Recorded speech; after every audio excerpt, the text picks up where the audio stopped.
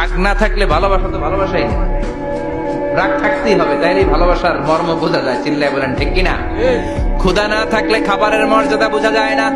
সারাদিন পেট ভরা, খাওয়ার মজা বুঝবেন? ক্ষুধা, প্রচন্ড ক্ষুধা, তৃষ্ণার্ত, লেবুর শরবত পাইলে অমৃতের মতো লাগবে। প্রচন্ড ক্ষুধা, হাজি বিরিয়ানি পাইছেন 1 প্লেট, ইচ্ছে মতো খাবেন, কিন্তু পেট ভর্তি, হাজি বিরিয়ানি খাওয়া যাবে? এজন্য রাগ না থাকলে ভালোবাসা যে কত দামি, ভালোবাসা যে আল্লাহর পক্ষ থেকে কত বড় নেয়ামত বোঝা যায় না। মাঝে মাঝে মা আয়েশা রাগ করতেন, শুনতেছেন? বিশ্ব নেই বলেন, আয়েশা কখন তুমি রাগ করো, কখন তুমি আমারে ভালোবাসো আমি বুঝি। সুবহানাল্লাহ পড়েন। মা আয়েশা বললেন কেমনে বুঝেন? বিশ্ব নেই বললেন, যখন তুমি রাগ করো তখন নামাজের পরে দোয়ার মধ্যে বলো, ও ইব্রাহিম আলাইহিস সালামের আল্লাহ, আপনি আমার উপর দয়া করেন।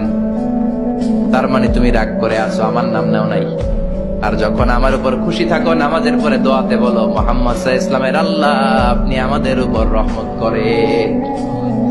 তার মানে খুশির সময় তুমি আমার নাম নাও, রেগে গেলে অন্য নবী দেয়া দোয়া সাইরা দাও, রেগে গেলে আমার নামটা নাও না।